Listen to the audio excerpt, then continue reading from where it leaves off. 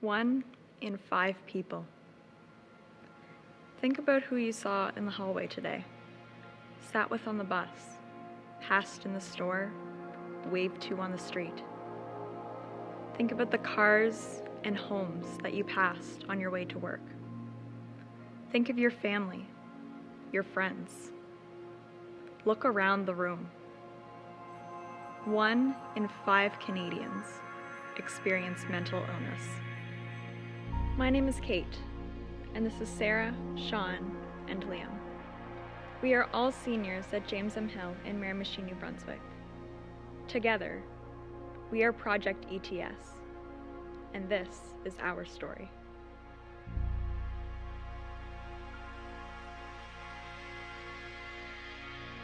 Holly's death hit our community like a meteor. Out of nowhere, devastating, and it left a hole in the community where she used to stand. This is Layden. He's a good friend of mine, and he was Holly's boyfriend for 2 years. He wrote us a letter, and I have it here with me today. Hello. My name is Layden LaRock. It really pains me that I can't be there in person to talk about this issue, but my workload is big right now, and I need to keep focus on it. I'm writing this to talk about Holly Moffat. Holly was 18. She was very strong, both emotionally and academically. She was on her way to university. She planned on attending Mount Allison and wanted to specialize in psychology, because she knew better than anyone else how rough it can be dealing with everything alone. But now, it's just me here at Mount A. I put emphasis on the was parts of this, because she is no longer with us. On March 21st, Holly took her own life.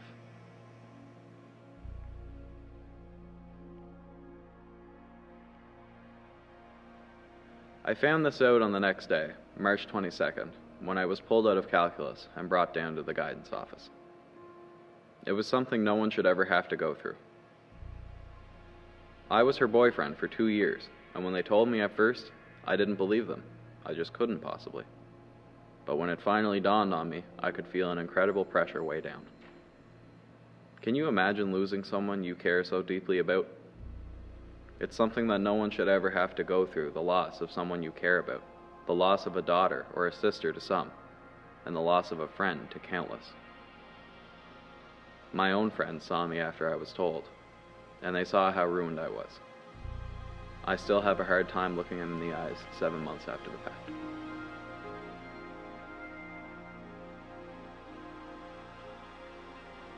We decided, in that moment, that this would never happen again. So upon receiving an assignment to write letters in English class, Sarah and I wrote to several political officials, hoping to bring to their attention the underpayment of school psychologists in our system. I also did a project on mental health, and for this project, I conducted a survey assessing the social atmosphere towards mental health in our school. And for my final question, I posed, do you believe that the school or district could do more in terms of providing mental health services for students? And 85% of our students answered yes. From there, we gained the respect of our own staff at James M. Hill.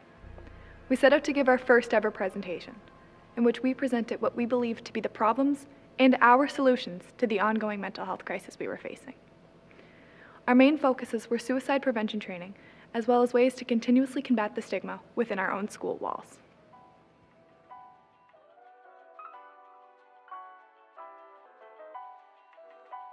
At this time, both our former MLA and the Minister of Health were in the area, and they came to our school to meet with a group of concerned students to discuss the drawbacks hindering our mental health system. After meeting with our New Brunswick Minister of Health and former MLA, we got the opportunity to meet with our local superintendent, Mr. Mark Dunman, to audition to get on the agenda for the local deck. We succeeded in our mission to acquire information and feedback and to get on the agenda to present for our local deck, which was happening the next month. Working hard to convert our grief into passion, we were blessed with the opportunity to be able to present in front of our local district education council, which is kind of like a school board of sorts. In May of 2018, the Jamestown Hill staff came together and proposed the Passion Project, which substitutes a district-mandated course with a course of the individual student's choosing. This idea allowed us to allocate more time towards research, meetings, and other factors that gave us a better idea of how to combat the issue of mental health. After meeting with our local DEC, we were given the opportunity to present in Fredericton for the Provincial DEC Symposium. This presentation was a success, and it has opened several doors for us within the next few months. Throughout the course of this initiative, we have met with several officials and directors informed in the areas we are discussing to ensure the accuracy of our information. Through email, we connected with officials throughout the province, and we collected information about our region as well. All of the information and action that we have taken up to this point has led us to tell you about our school mental health services today. And that brings us to what we'll be speaking about today, the issues we've been covering during the past couple months. And those are suicide prevention training, the guidance counselor systems as well as ratios, the ISD, and the school psychologist. Over the course of this initiative, we have come across two major suicide prevention programs. The first is called Lifeline. Lifeline is a comprehensive suicide prevention program focused on helping officials realize the signs of a suicidal individual and the conduct of a self-destructive person. ASSIST training, for those of you who aren't familiar with it, stands for Applied Suicide Intervention Skills Training. ASSIST is a 2-day interactive workshop in suicide first aid. ASSIST teaches participants to recognize when someone may have thoughts of suicide, and it works with them to create an immediate plan of safety. Now, this is where we are looking for help. What we are asking for is to have teachers and supportive staff members trained in ASSIST on professional development days. In our research, we have found that students form connections with a variety of different teachers, and it would be highly beneficial to have the majority of staff in the building trained. Another ask we have is to add ASSIST and/or Lifeline to the Bachelor of Education degree. This would again be a very efficient way to have teachers trained without using up some of the very few school days we have in a given year. Moving on to our guidance counselor systems and ratios. So to start small, I'm just going to explain the basic functioning of our guidance system. There are 4 pillars of guidance: crisis and mental health services, individual programming, career planning, and curriculum delivery. And there's a certain time that's allocated to each of these 4 pillars. For crisis and mental health services, it's supposed to be 25 to 35%. Individual programming, 25%. Career planning, 25%. And curriculum delivery, 15%. However, when we conducted meetings with guidance counselors from our district and other districts as well, we found out this was not the case. The amount of time that's allocated to crisis and mental health services was set at 80 to 85%. That last 20% is dedicated to university and graduation preparation for those in grade 12, leaving the rest of the students with almost nothing.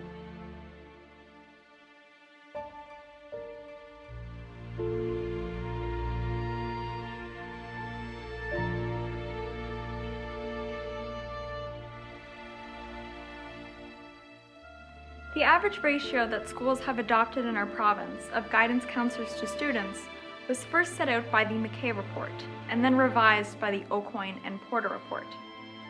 All of these reports focus largely on strengthening inclusion in our schools. The reports pushed for a ratio of 1 to 560. 1 guidance counselor for 560 students. And currently, our average provincial ratio sits at 1 to 502.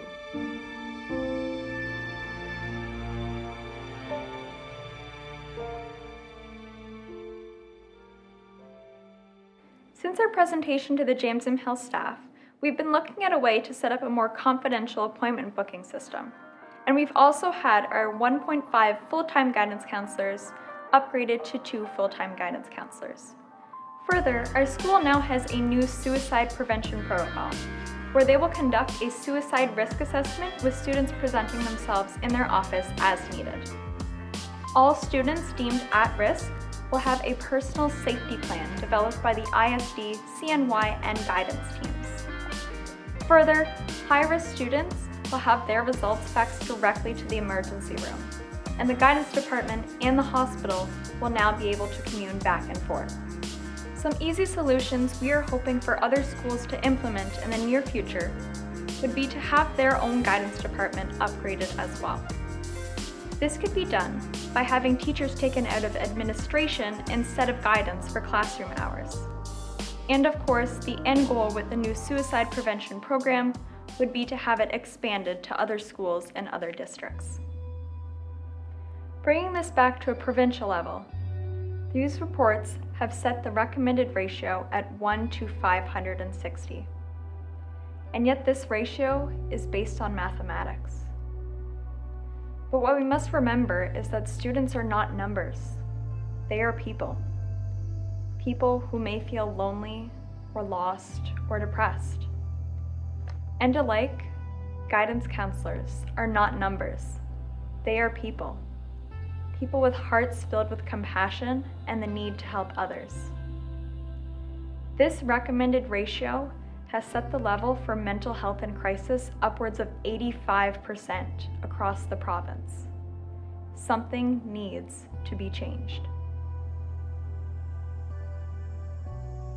First, we would like to ensure that middle, elementary, and primary students have proper supports in place. Often these schools will have a weekly or bi-weekly guidance counselor. What we would suggest is having at least one individual trained in guidance that is in the building at all times.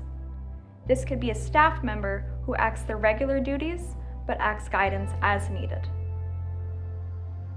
As previously stated, the current ratio of guidance counselors to students in New Brunswick is 1 to 502 as an average. We would implore for a correction of these numbers down to 1 to 250. This would provide an easier flow of work for guidance departments, as well as offer more rapid service to students. Now going on to the ISD, which is a fairly recent addition to the mental health services in our province. The ISD was first introduced upon the revision of 4 reports: the McKay, the McKee, Connecting the Dots, and Ashley Smith, who was a youth who took her own life in prison. Her death brought to light the issue of confidentiality between the Departments of Justice, Health, Social Development, CNY, Education, and Mental Health. The ISD was the proposed solution, which allowed all of these departments to communicate with liaisons. The complication that has arisen in the 3 years since it was established is that no one foresaw how great the need was. There is such a high percentage of students in need that the system has been described to me as triage, simply putting out fires as quickly as possible. Further, the students dealt with by the ISD are only those in crisis, the emergency cases, and the volume of need is still so tremendous that it is comparable to an avalanche of need.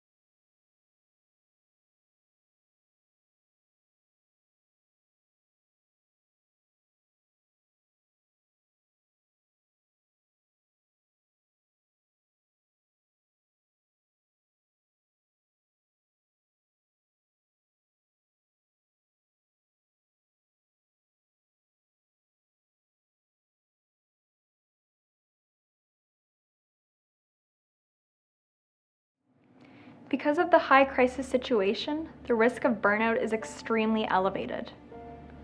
Our local ISD CNY team started out with 9 people, which is the original amount of most teams. However, in 3 years, there are now 3 people left. All the others on the team are temporary replacements, or the positions are left empty. And this is a result of burnout, compassion fatigue, and simple life circumstances. Here in New Brunswick, we have the highest rates of teen suicide in Canada. We also have the highest rates of teen depression and anxiety. So that brings us to the main reason of our journey, the main reason we are making this video, to talk about the lack of school psychologists we have in our province. Currently, in our school district, we are funded for 4 full-time school psychologists. Right now, as we sit, we have 2. But why is that number so low? The first reason is the average annual pay for a school psychologist in New Brunswick is $30,000 less than the average pay for a school psychologist elsewhere in Canada. That draws potential employees to private practice, to somewhere else in the government, or out of New Brunswick altogether. Another factor is the burnout rate of a school psychologist. Burnout is a psychological term for diminished interest in the work context. The burnout rate for a school psychologist in Canada is between 7 to 10 years. The burnout here in New Brunswick is accelerated simply due to the lack of numbers in the system. During our research and our journey, we set out to find an answer to the very general question. On a scale of 1 to 10, how bad is our current situation? 8 was a number that was thrown around several times during the past couple months while we were conducting our research. The ideal set ratio of students to a school psychologist is 1 for every 1,000 students. Right now, as we sit, it is 1 for 7,500. That is 750% more students to a school psychologist than what is recommended. 750%. So as you can see, the main issue surrounding the school psychologist is simply the lack thereof. So what we are proposing is the following: a matching salary, a 10-month system, and to utilize our New Brunswick resources. The first thing we are proposing is to have the current 12-month system school psychologists are working on switched over to the same 10-month system all other educational staff are currently working on. This would directly help to decrease or eliminate the burnout rate by giving off summers to recuperate. Another thing that we're proposing is the matching salary. Currently in New Brunswick, school psychologists are paid $30,000 less per year than school psychologists elsewhere in Canada. Like I said before, this draws potential employees to private practice, to elsewhere in the government, out of psychology or out of the school system altogether. I hate that I've had to tiptoe around it, but honestly everything does come back to money. To sum it up quite simply is an anonymous quote from one of our seniors at Jameson Hill. There should be no amount of money more important than the lives of our students. And now on to utilizing our New Brunswick resources. A recent proposal that's been made by our government is to bring clinical psychologists into the education system. However, this would cost $2,500 to $3,500 per session, and as a result, would only work as a temporary service. Further, these psychologists are not trained within the education system and are unaware of its practices and referrals and resources. A solution that's been brought to our attention is to utilize our New Brunswick resources. Many university students are training in psychology and will be, or currently are, looking for an occupation. We can ensure that they find a job within New Brunswick by training them within the education system. This would not only be more economically friendly, but it would benefit both parties while ensuring that our psychologists are knowledgeable about the system in which they are working.